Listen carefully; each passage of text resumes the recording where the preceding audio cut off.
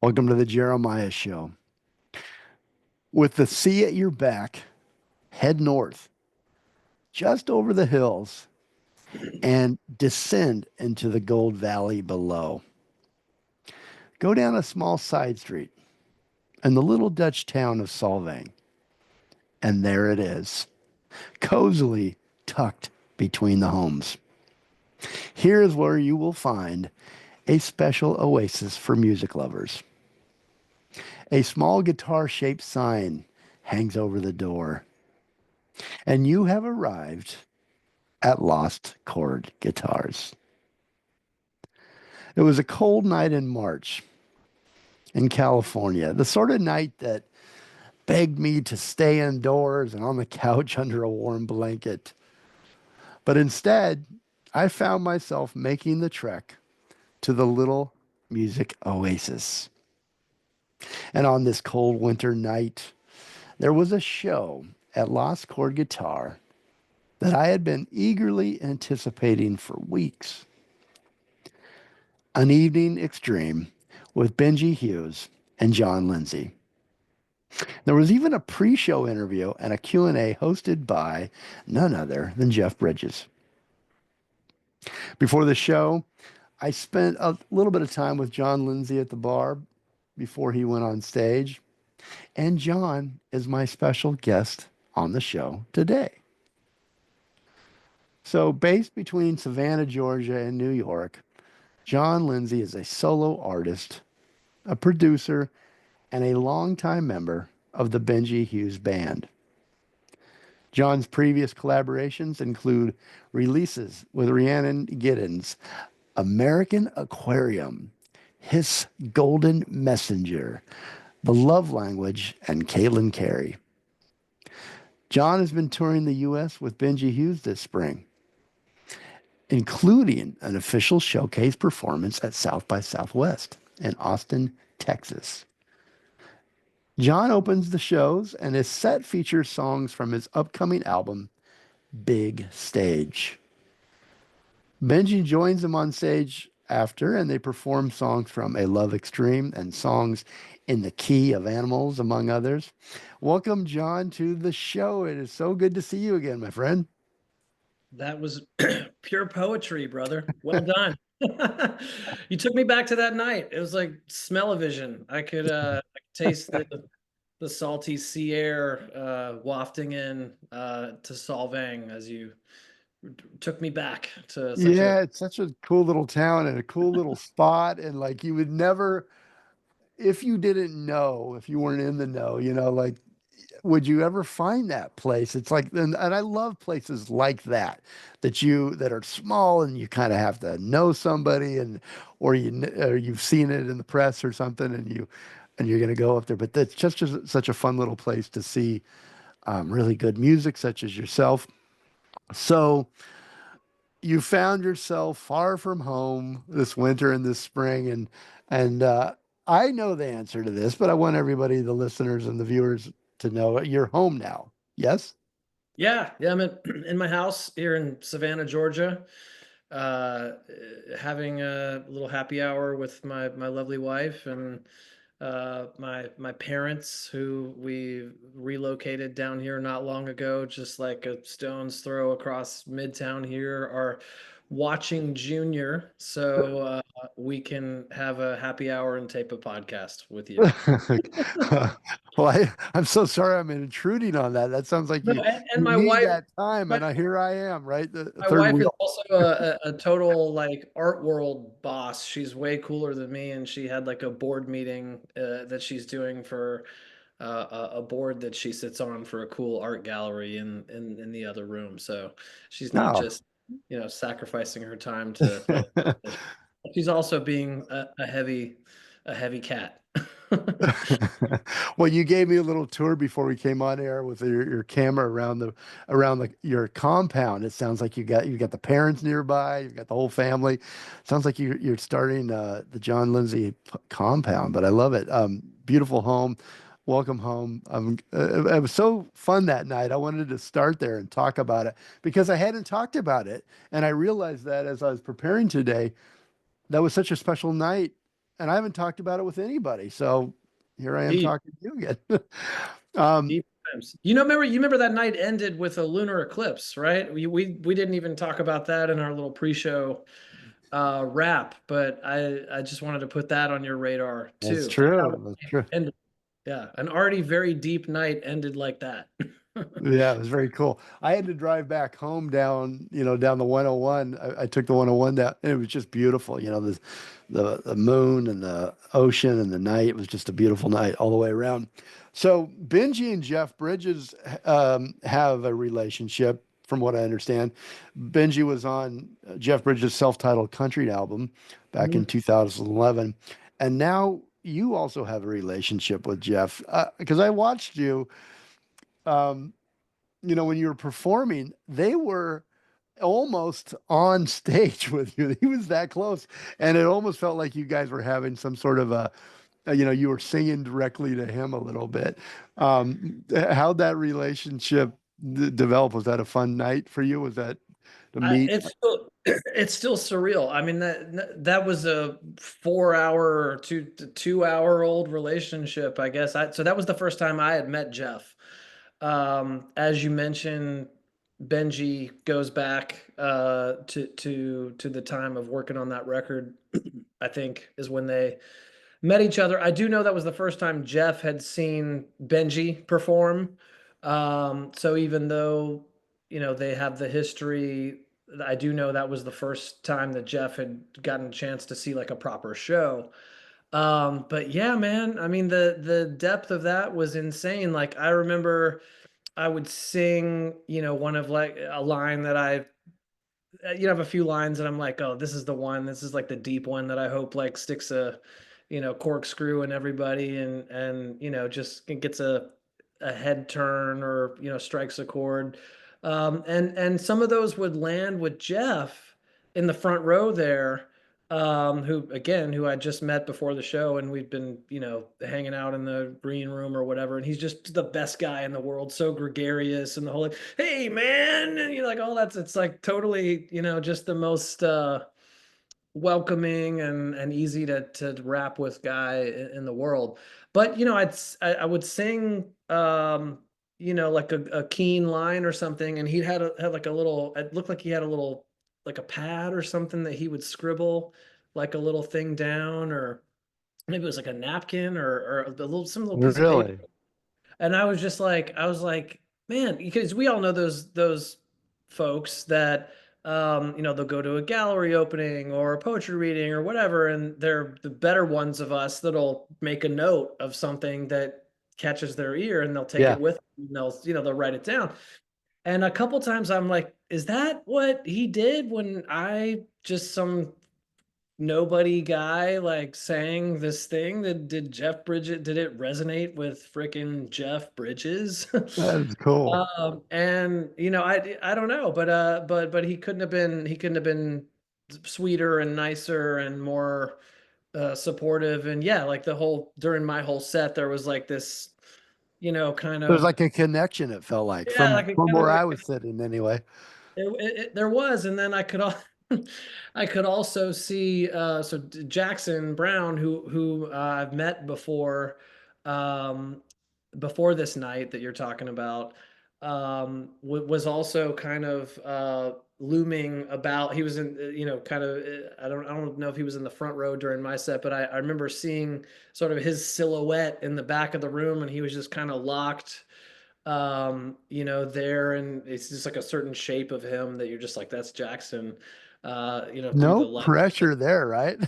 And I just yeah, and he, the fact that he was even in the room, for my set, but couldn't have been sweeter afterwards. And it's like, I think he said something like, man, you had him leaning in or something like that. And I was just like, kill me now. And like, Mm. what an amazing, just what a moment. Yeah. So and then after that, I won't bore you too much, but after the whole show, we did the Benji set after me, and that was transcendent and special. Um, we then all went out on the kind of front stoop there and watched the eclipse. And it was that crowd, like Michael McDonald, Benji, me, Jeff, um, the Greg Leese, and some of those other cats that were there. And we watched the eclipse, and we were like singing Beatles songs as that Oh happened. my God. And I'm just Wow. like, what is life? Like, what a night. Definitely of that run of shows, it was definitely a high point and probably a life high point. Honestly, that night was just so magical. So glad I you. was going to Glad ask, do those yeah. kind of things happen a lot where you're all of a sudden you're surrounded, you're performing, but these great musicians have come to see you, or you're surrounded by some people that you admire that I, now are out, they're it admiring happened. you.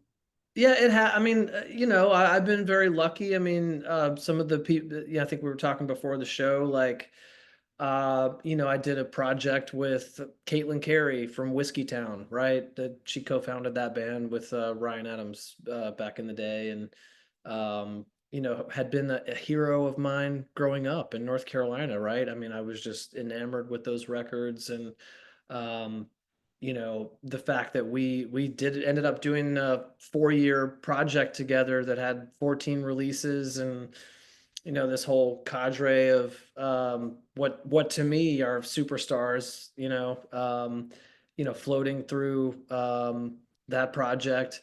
Um, Still blows my mind, right? That Caitlin and I, text all the time, and our buddy are like lifelong friends, and she and my wife like nerd out on art stuff, and so yeah, heroes and icons. You don't always get them in the audience, but sometimes you get them in your life, and sometimes you do get them in the audience, and it's special. It's incredible. I'm just still gobsmacked by the fact that I've even crossed paths, let alone become friends Yeah. uh, with some people that are on that just kind of other level. And how long have you been performing solo? And then I know with Benji Hughes and with these different artists that you've talked about. How long have you been an artist, a music artist, where you could say this is where I really started, even though I've loved music or I've played instruments, practice. This is where I became a musician or music artist on Yeah. my way. And how long has that been? It was interesting for me. I got a really late start. I was a total late bloomer in music, Jeremiah. So I went after undergrad. I went to college in Charlotte, North Carolina, to a private, like small private school nobody's ever heard of, Queens University of Charlotte, in Mecklenburg County there. And directly after that, I really was interested in write. I still am, and at the time was really interested in writing. And I went to the MFA in writing program at the School of the Art Institute of Chicago, and I did that directly after undergrad, which is a weird leap to make if you know anything about that world. At the time, this was like 2003 that I started that program, and I was 23. So I was in this kind of small, hip writing program with, 30, 40 other extremely heavy artists that were not where I was, not 22, 23, just out of undergrad. These are people that were like on their third book for Farrar Straus Giroux, you know what I mean? Who are like, I'm gonna take a couple 18 months off and go do this, MFA just to, whatever, cleanse my whatever. And these are people with real things to say. These are fully formed, mature adults, and like here I am, this kid from North Carolina in Chicago, writing short stories about just like all the what I know, like all the kids I hung out with in the trailer park, and not that I grew up in, but like that we would go do all the bad stuff in, and like all the trouble we'd get into, and just no, just that kind of stuff. And so I was a musical person this whole time, like all through high school. Musical, played in the jazz band, played keys, played bass, was a kind of a multi-instrumentalist. Had a band, had like a high school rock band, that whole thing. Had a band in undergrad, actually, and it was you'll appreciate this just because there's so much synergy with like the jam roots kind of scene in your world on the West Coast there. At 20, 21, this band that I had in college, we actually did an undergrad. We did some cool stuff. Like we went and played some shows with like Derek Trucks and Susan Tedeschi. We'd open for them. And I met like Kofi and O'Teal Burbridge when I was 20 and got to cross musical paths with them. Very Uh, cool. doing this kind of like jam music, right? That we were into at the time. So that was kind of undergrad. Then I went off and did the writing thing in grad school. Serious putting out Jon Lindsay records and tours and all that stuff. That didn't happen until 2008-ish. And yeah, that's a pretty late start, comparatively, right? Like 28 or so to be doing, solo records.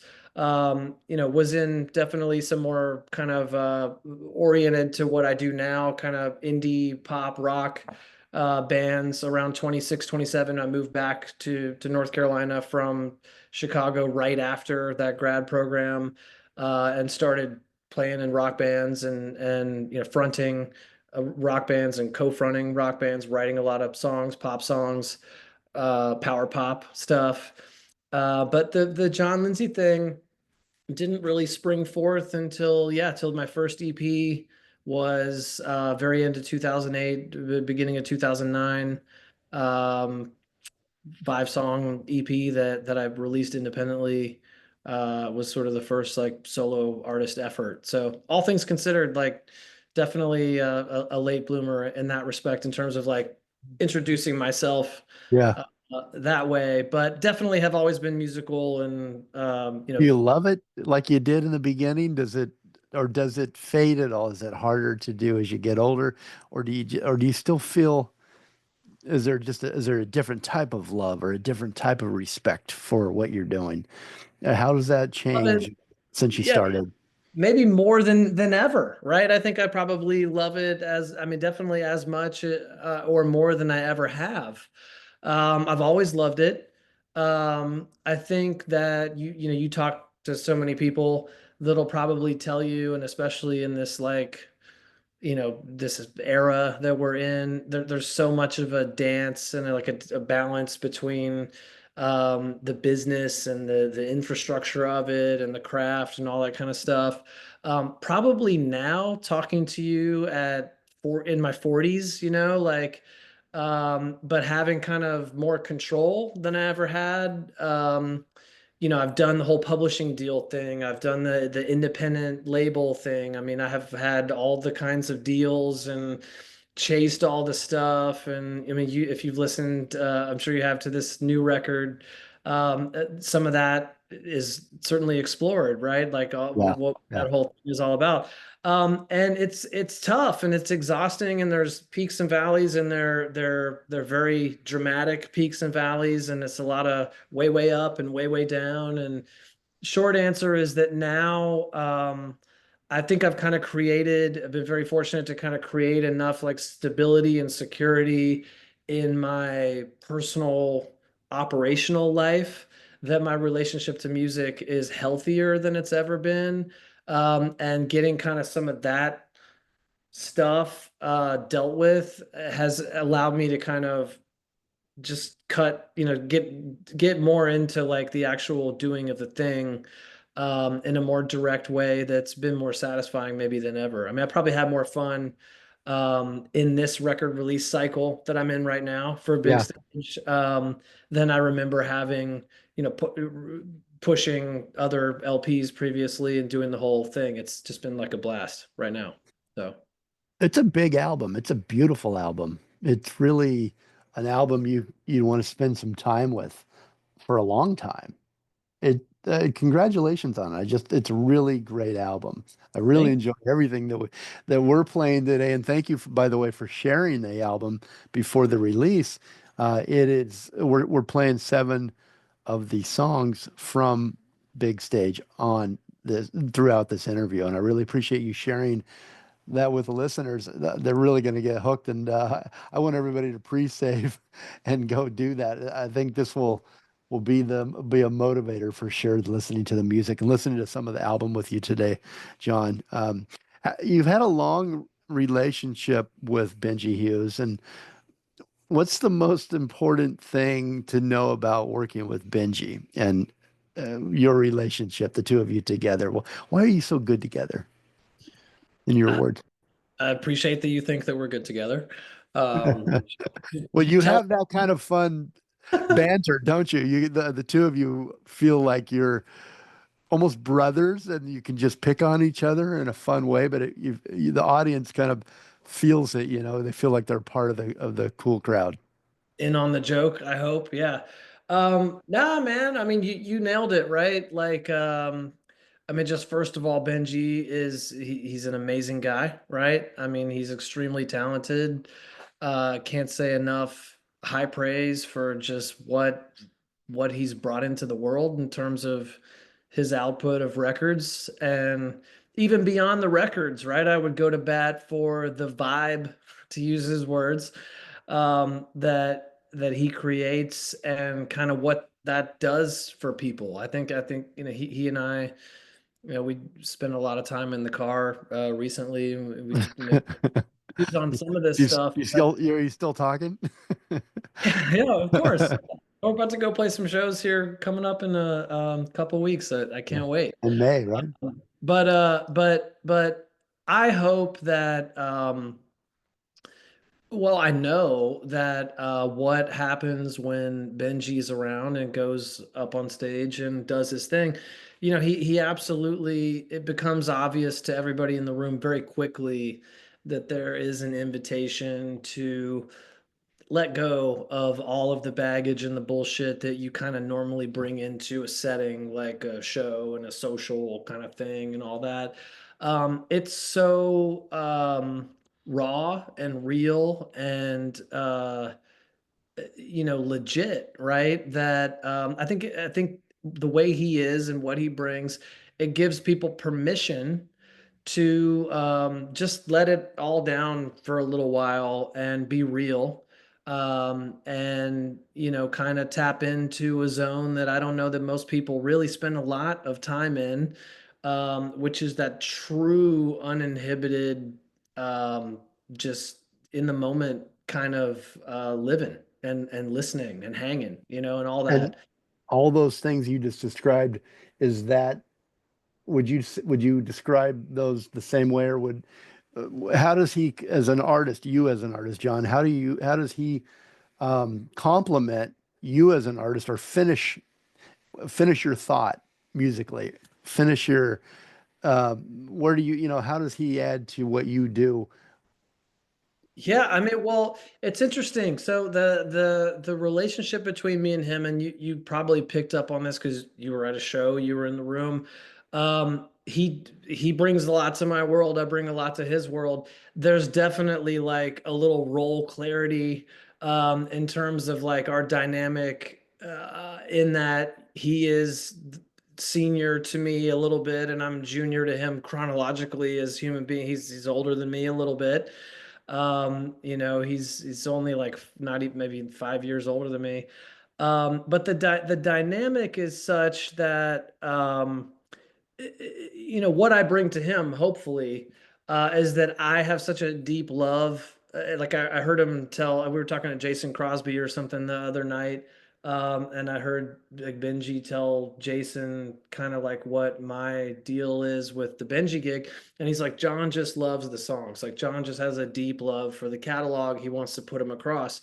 And that I think that's it. That's the thing, right? Like I really just have a deep reverence for the songs, and I feel like they're really important, his songs, and they're brazen and crafty and all the things at once that you want songs to be. So my role with him is just to help him get his thing over, right? It's just really to help him, and get out of the way. Like there are things that I like to do that I can do that are stupid or gratuitous or flashy or get myself off type playing, that I have to continuously squash the urge to do any of that stuff.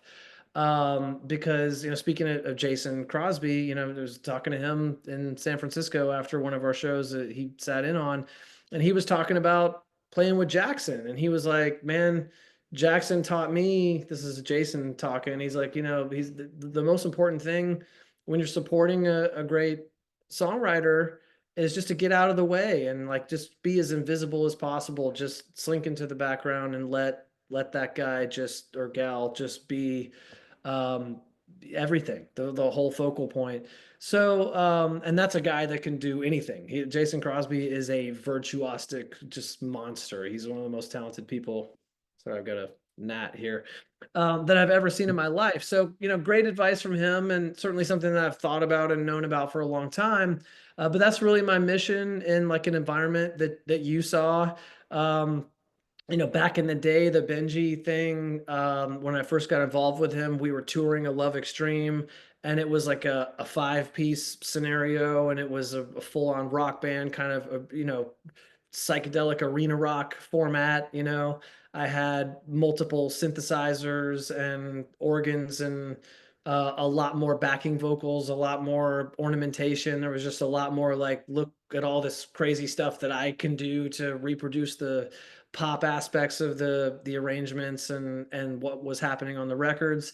That's not what this show that you saw is at all. It's a cabaret kind of experience where it's about it's minimal, it's minimalist, Mhm. it's about less is more. It's about the vocal, it's about the space, the air in the room, the silence in the room, the gasps and whatever in the room. And I need to help cultivate that. So that's kind of my role in that format as a duo with him. What he's brought to me, like I mean, we've just done some kooky stuff together. We've had a lot of fun collaborating in a lot of different kind of formats. Like we're about to, I wrote a jingle for a tequila brand that some friends of ours have rolled out. Danny McBride, the great and awesome, talented Danny McBride, who I'm sure you know from Righteous Gemstones and Eastbound and Down and all that, has a fantastic natural tequila brand called Don Gato. My longtime collaborator, Chris Waldorf, who's like my studio ace that helps the Jon Lindsay records happen. He's an amazing drummer, producer. He made some of the music videos that you see in this record cycle for me. Chris is an investor on that tequila. Benji and I'm gonna bring Benji on to this jingle that I'm trying to do for Don Gatto, for those guys. And I wrote this thing that I think is cool, and I'm gonna have him come do that. There's like a middle section that he's kind of gonna do like that talk sing kind of thing that he does on like You Stood Me Up or songs like that, that only he can do. That's kind of perfect for him. So, like I'm trying to bring him onto this thing I'm doing now just for to be that guy that only he can be. I can just say he's been my friend, and he's been a force in my life. We just love to hang out and do stuff and do life, and yeah, he's a deep cat. Play good Yeah. music together. Yeah, yeah. You wouldn't. I guess you're not like you're not an obvious duo or a pair. You both are very have a big personalities, a big stage show, even though it's minimalist, especially this one that I saw. But the two of you, your personalities, your look, your vibe, together, you wouldn't think it would work, but it really does, right? I mean, it's a little bit of the odd couple, and I mean that in a kind way. Yeah, no, that's kind But of what the, we're but going it works. for. It's fun, you know. Yeah, I And mean, like I will definitely give it back to him, but we'll rip on each other. He'll rip on me, I'll rip on him.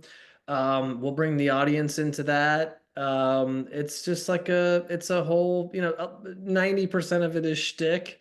The other 10% of it is that we really do go back decades, and we kind of, you said brothers is probably a good, Hmm. that's exactly what it is. We're friends, but it kind of goes beyond that. When you know somebody for so long, you just sort of instinctively, have that And history and all that.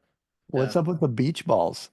You know, I- Where do that's they again, come it's like in? all part of his shtick. I mean, Yeah, he's been doing that for a while. I mean, if you kind of go in, look for the through line there, yeah, thematically in his catalog, you'll definitely find fun. the aquatic, the nautical, the beach, the beachy. But no, I think it's again like that is what I was talking about earlier, right? If we, he's been into that shtick before this tour that you saw, but we were like, okay, what do we do? We're two guys. We want to do this duo tour.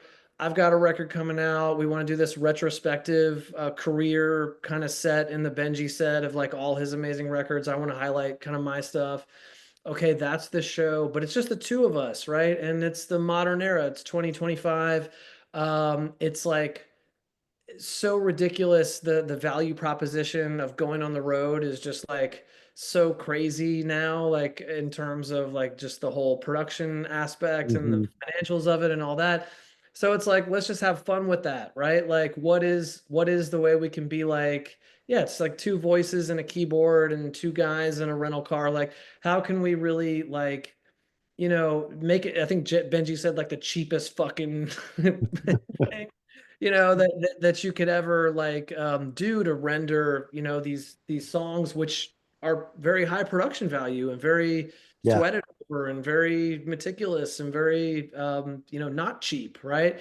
And so I think the whole like Hawaiian shirts, beach balls, all that whole thing, it's just like you throw that stuff up there, it does that thing I was talking about earlier where it just like, all right, it's kind of that like it just sets a baseline of like we're here to really, there's no pride here, there's no ego here, there's no pyrotechnics here, there is not going to be a over like this is not going to be like a hmm, wall of sound here. This is going to be about shtick, feelings, comedy, just different vibrations than people I think are used to. And when you walk in and you see all that stuff and you're like, what the hell? Like, what is about to happen?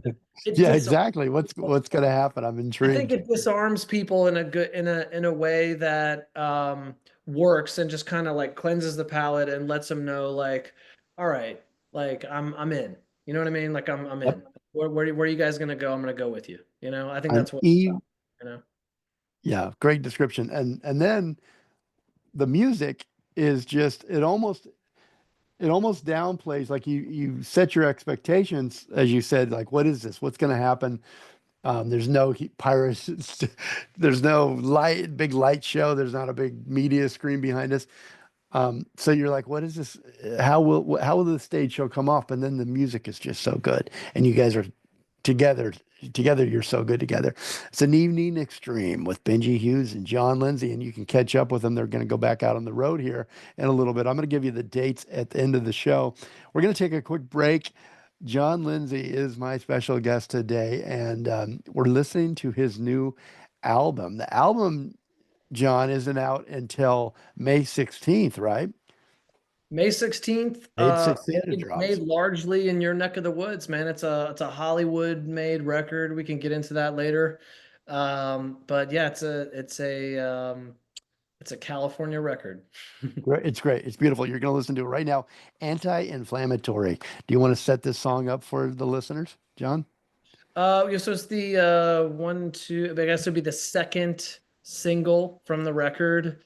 We just dropped a video and put the single out, I want to say 2 weeks ago.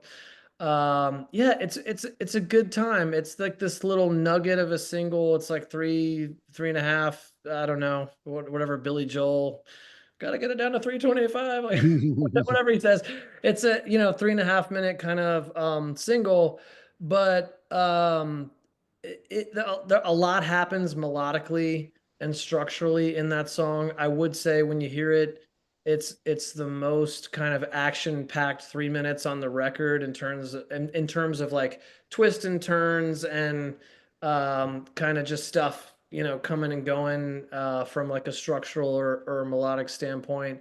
But I think it works and I think it's fun and yeah, I had a lot of fun doing it and hope you dig it. Yeah, it's great. We're going to play it here in just a second. Jon Lindsay's new LP, Big Stage, is out May 16th via Daffin Records. You can go to daffinrecords.com to pre-save or go to johnlindsaymusic.com. Lindsay is spelled out Lindsay.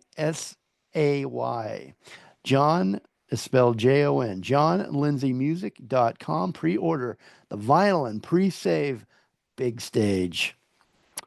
Um, the new single we're going to play at the very end here in its entirety is called Letters to Randy Newman. So that's coming up. Don't go anywhere. We'll also give out tour dates to catch up with Jon and Benji. Big Stage is the fourth full-length album by Jon Lindsay, which was primarily made in Hollywood, California, at Eric Valentine's Barefoot Studios.